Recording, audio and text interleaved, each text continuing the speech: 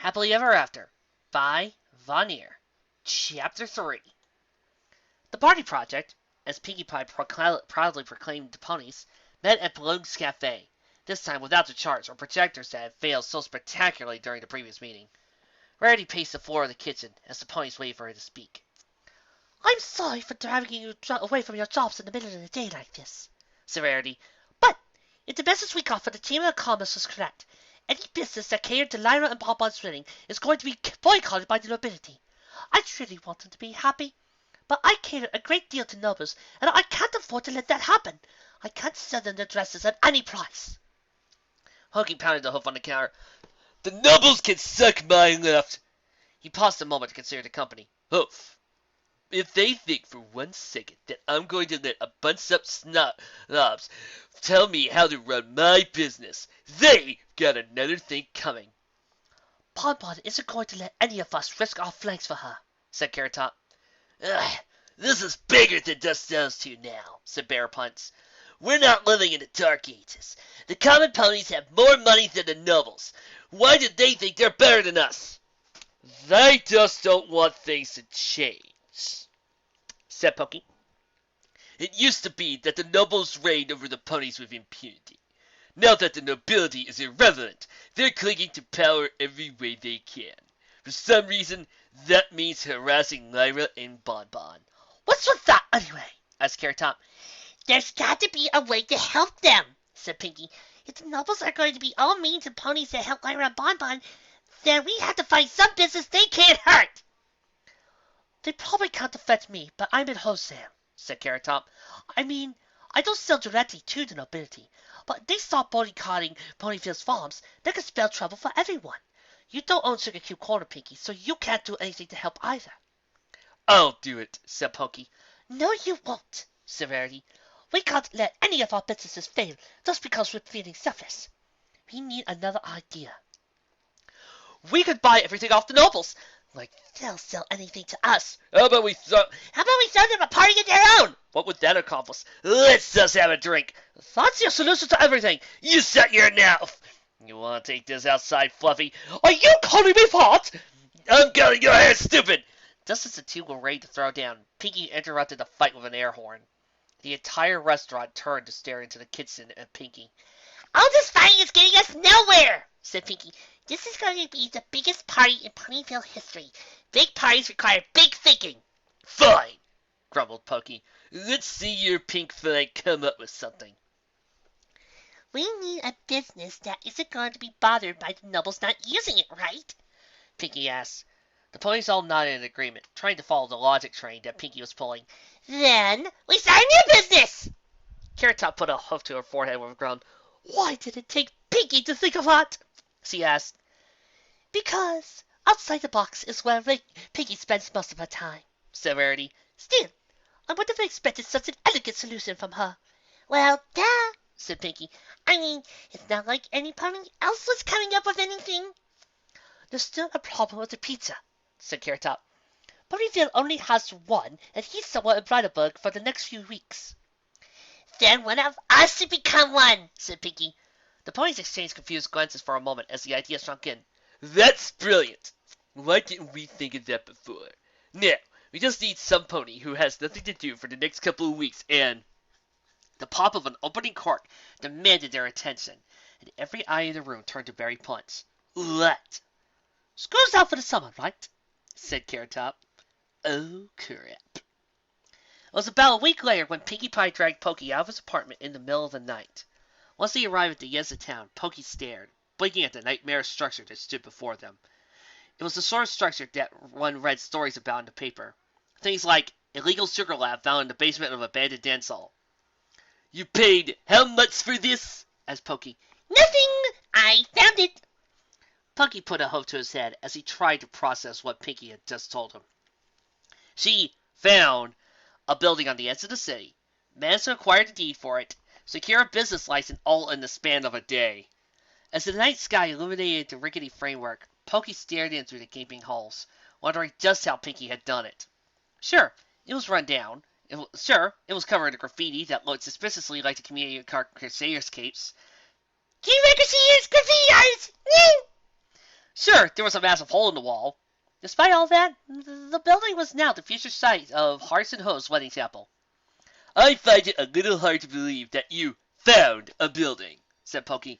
If I knew the truth, would it drive me mad? Why would you be mad about a free building? Asked Pinkie. Applejack and Rainbow Dash said they helped fix it up tomorrow in the afternoon, so we'll have the wedding here. Barry Punch marries them, you bring the food, Barry makes the dresses, and I'll bring the cake. It's foolproof. No pony can stop us! Pinkie nodded in agreement. Everything the nobles had done to get in their way had fallen to Pinkie's ingenious circumstances.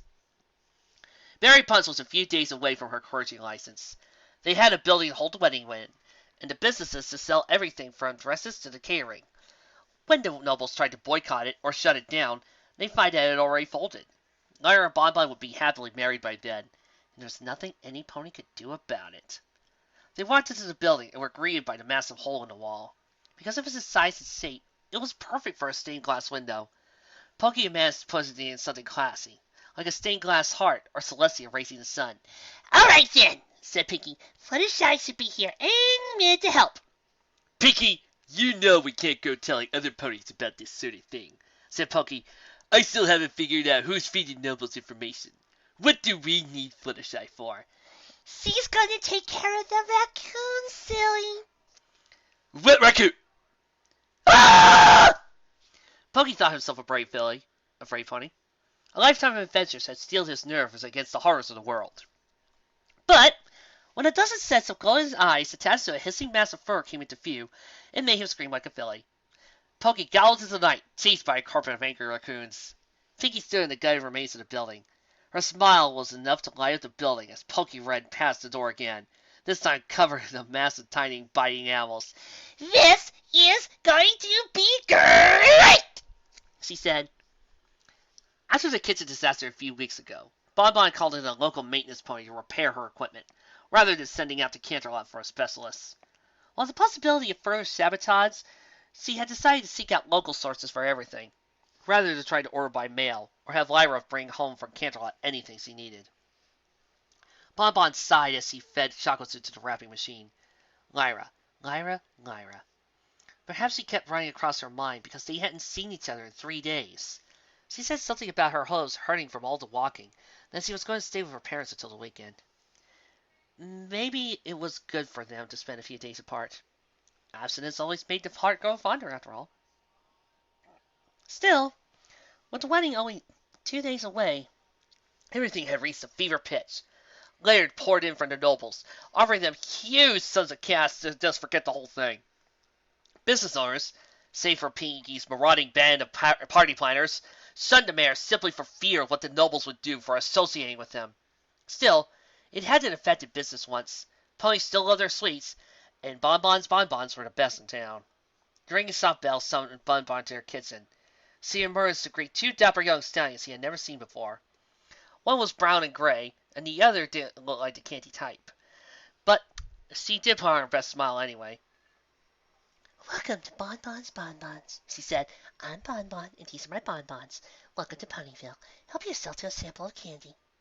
She continued to smile as the 2 ponies lumbered about the store, bumping into things and sending her displays teetering. Bonbon cringed to her smile as the gray stallion finally approached the corner. The way his eyes lingered on her flanks and hips set her on edge. Judging by the way he put his hooves on the counter, she could tell that he wasn't here for candy. You, Bonbon? That's me, said Bonbon. She pushed a jar of German fireballs toward him. Kinky? The stallion knocked the jar of candy off the counter with a swat of his hoof. It tumbled and shattered against the counter, spraying the fiery sweets across the store. The other stallion moved across the counter and shoved Bonbon against the wall. You stay away from Lyra, you hear me? He said. You step foot in your friend's chapel. It'll be the last thing you ever do. Instead of cowering like a filly like they had expected, she swept a hoofful of candies off the counter and shoved them into the brown stallion's throat. As he choked and sputtered into the spicy sweets, Bonbon snatched up a copper pot from the wall and clocked the gray stallion across the head. The pony scurried off into a tangle of legs, trying to avoid Bonbon's swinging pot as she chased him out of the store. And if I ever see you again, either of you, it will be the last thing you ever do! She screamed. The ponies on the street stared at Bonbon for a moment as she walked back inside. Bonbon simply tossed her copper pot back on the counter before sweeping out the display that the whole was wrecked. That's the last straw, thought Bonbon. I'm just going to put a stop to this once and for all. Barry sat slumped over the counter when the clatter of a shop bell woke her wine-addled brain from the nap. She blinked a few times, trying to remember where she was or what she was doing there. 2 ponies, a green Pegasus mare and a white Earth Pony stallion, stood in front of the counter with the sort of smile Barry Punch had almost forgot were ever possible. She hiccuped and blinked again. Can I help you? We would like to get married, said the stallion. Barry squinted at the couple, trying to make sure the ponies weren't hallucinations. They were still there, still beaming, still very real. Barry reached under the counter and pulled out a scroll. That's fantastic, said Barry with a smile. What are we looking for? Traditional ceremony? New age? Hippie wedding? Marry in a hurry? Shotgun special? What's a shotgun? Asked the mayor. Barry put a hoof to her chin, pondering the question. No idea, she said. Are you pregnant? The mayor's eyes darted about the room. No, she said. Why would she think that? Oh, goddess, am I showing already? Then that one's not for you, said Barry, stamping the scroll. How about the marry in a hurry package deal? All the paperwork, a ceremony, and a bottle of champagne. Only 25 bits. The stallion dropped a pouch full of coins on the counter. So sent the coins into a register and handed her a scroll. Fill this out, and then we'll do the ceremony. There's a quill right here. Do you want a wedding dress or a tux? No thanks, said the mayor. How long is this going to take? About 10 minutes, so once you get the paperwork filled out. And that won't even take that long. Just walk up the aisle when you're ready. I'll meet you at the altar. As he wandered up the counter from the chapel beyond, he paused to marvel at just how beautiful this place really was. Up until a week ago, it didn't even exist. Besides the courthouse or the park, there was no real place for ponies to get married in Ponyville. With the mayor tied up in legal nonsense for weeks on end, and the one preacher that lived in Ponyville tied up in Bridalburg, there wasn't a single pony able to marry the ponies in village. Now, with her shiny new clergy certification, Barry Punch stood as the only available purveyor of weddings in Ponyville. The sun poured in through the stained glass window, casting a perfect red heart on the 2 ponies as they walked up the aisle to meet Barry. Barry looked down at the 2 and smiled. Maybe it was just the wine, but she found herself fondly recalling her own wedding day all those years ago. She cleared her throat and began to read the scroll the ponies had followed out. Let's see, she said, adjusting her glasses. Your writing is terrible. She looked over her glasses at the couple. All right, it looks like you're sandpaper and you're cherry clouds. You're taking each other's names. Can we do that? Asked the mayor. I could be, cherry paper? Or he could be sand clouds, said Barry Punch. Doesn't really matter to me. I'll just stamp your papers after we're done. Sandpaper glanced over his shoulder with a nervous twist. Can we get going? Oh, right, said Barry. Dearly beloved, we are here today, gathered in the sight of our goddess Celestia and Luna, to witness the sacrament of marriage between these 2 ponies. And if any pony objects to this union, I object! Yelled a voice from our chapel. He looked up to see a white Earth pony charging up the aisle. Oh, crap. She flipped through her book in a panic before slamming his up. Looks like you get the super short version. Sandpaper, do you? Yes, he sputtered. Cherry Cloud, do you? Yes. Kiss then! Cherry Cloud threw herself on Sandpaper in a passionate kiss that left Barry speechless. The charging pony tipped a bit on the carpet and rolled to a stop in front of the altar. Barry Punch looked around and looked down at him and shrugged. Too late, Paps, she said, picking up the champagne bottle from the altar. By the power invested in me by the land of Equestria, I declare you 2 great against married. She popped open the bottle with her teeth. Mazel tov! I'll have your license! Shrieked the intriguing pony. He tried to drag the Pegasus mare off his son. Get off of him, you hussy! That's Mrs. Hussy to you, said Cherry Cloud. Despite the protests, threats, and other unkind words hurled in Barry's direction, Sandpaper and Cherry Clouds were legally married now in the eyes of Equestria. Barry wished them a happy life together and sat consoling Stan's father with a drink. You gotta be happy for your kid, Tack, said Barry, taking a swig. She passed the ball to Tack. They gotta grow up sometime, and he's doing right by that filly. I suppose you're right, said Tack, taking a drink of his own. I mean, who am I to stop true love? Didn't make me as bad as those thugs who were wandering around town trying to scare people. Barry's ears perked up. What do you mean?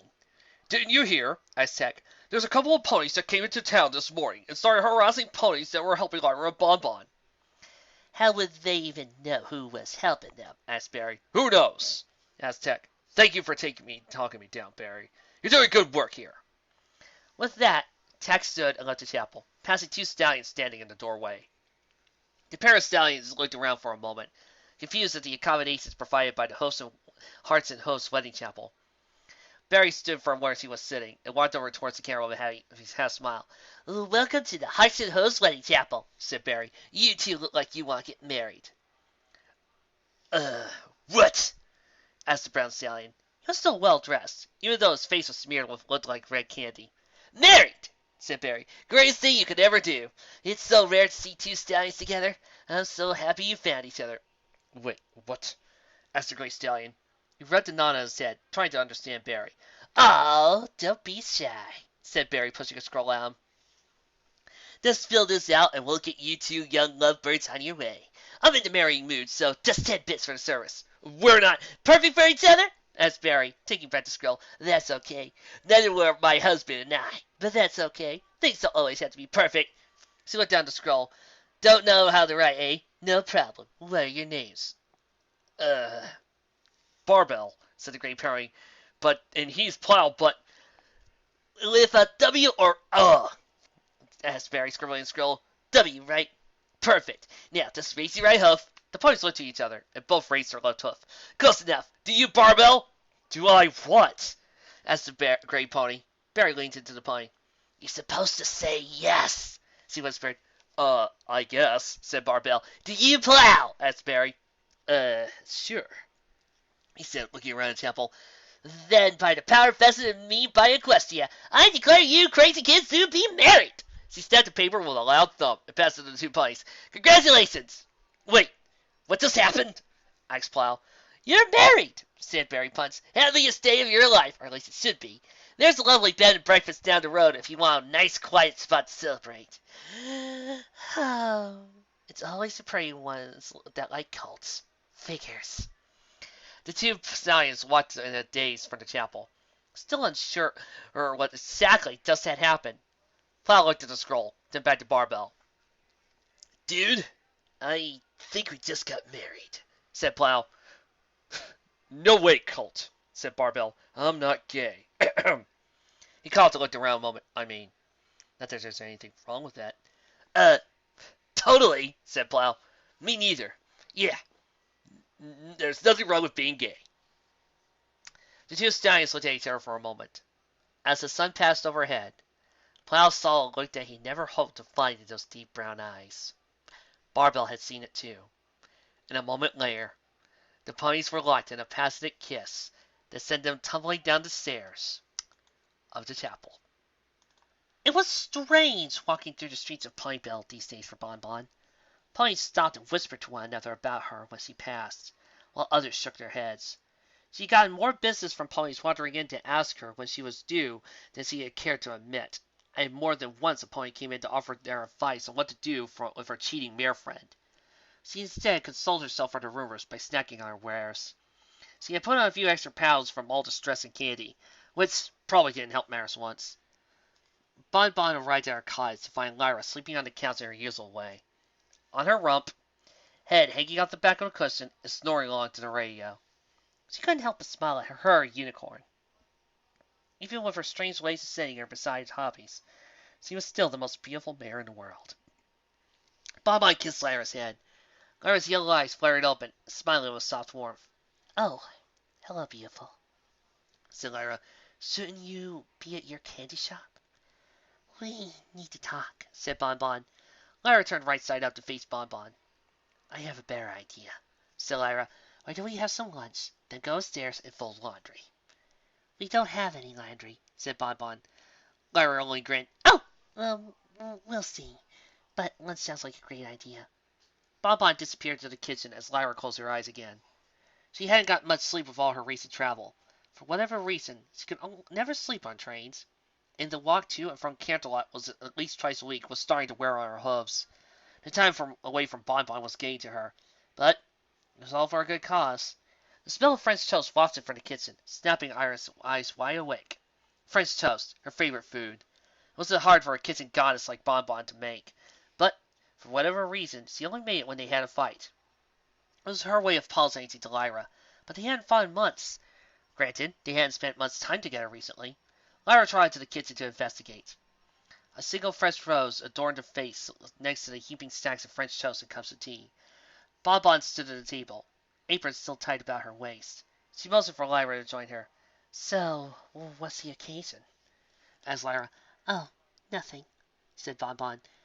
I just know how much you love French toast, and we had some bread that I left out, and... Before she trailed off, she stared at the floor. Lyra pushed aside the plate. What's wrong? Asked Lyra. Are we out of money again? Asked Lyra. I can get my parents to give me a loan. They know what's going on. They know we're good for it. That's not it, said Bonbon. She took a deep breath and closed her eyes as she forced herself to speak.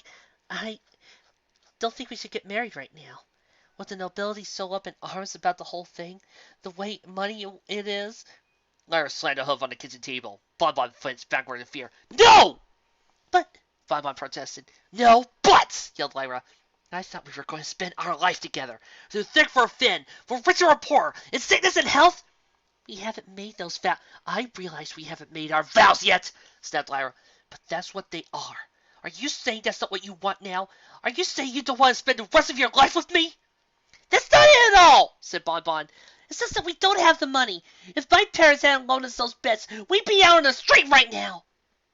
Lyra grabbed a basket full of chocolate invitations all together and dumped it on the table. The candy hearts knocked over the vase and spilled a cup of tea Bonbon had set out. Did you forget about these? Asked Lyra. We gave these out to our friends, our families. You made these because you wanted to get married on the day we met. This wedding is happening here, in Ponyville. On that date, we put on our invitations. I don't care if Celestia herself comes down for Canterlot and tells us to get married. This is happening, and no third-rate duke is going to tell us otherwise. Lyra, you're starting to scare me, said Bonbon as he backed away from the table. I've never seen you this angry before. And why shouldn't I be angry? Demanded Bonbon. I've been working every day I could, trying to get us money for this wedding. It's not just the performances that have been keeping me in Canterlot, Bonbon! She picked up a lyre case and dumped the contents on the table. Gold bits, silver bits, gems, and all manners of small currency rolled across the table among the candy. Bonbon looked at the pile of money, then back to Lyra. Her mouth hung open in upset shock. You lied to me, said Bonbon. What? No, I told you I was working. I've been playing on street corners, doing odd jobs for... You lied to me! I didn't lie to you! Lyra shouted. I would never lie to you. I was working. I've been working my tail off for months for our wedding. For your candy shop. For us! Lyra slammed the empty keys on the floor. All I wanted was for us to be happy! Screamed Lyra. I wanted a fairy tale wedding for the mayor I love. And I can't even have that because some inbred ass thinks I should marry my cousin! You didn't have to. But I did! Lyra yelled. I did it for you. Everything for you. I've worked so hard to make things easy for you because you deserve it. You deserve everything! Lyra stomped away from the table, tears streaming her eyes. And I can't even give you the day you've always wanted. Lyra's heart glowed, snatched up her lyre case as she walked to the door. Where are you going? Asked Bonbon. The wedding's off, sobbed Lyra. I'm sick of fighting every pony and their brother. Now, if you excuse me, I'm going to try to act like a noble since that's what every pony expects of me. The slamming door rattled Bonbon's couch to its foundation, knocking a framed picture off the wall. It shattered against the wooden floor and split in two. Bonbon looked down at it. It was a copy of the picture hanging in the restaurant with Lyra down on one knee. The shattered frame had torn apart the picture. What had just happened? Was the wedding really off? Bonbon slid to the floor as he tried to press the photograph back together. She could barely see the pieces for all the tears in her eyes. In that instant, everything became real. Lyra had left her.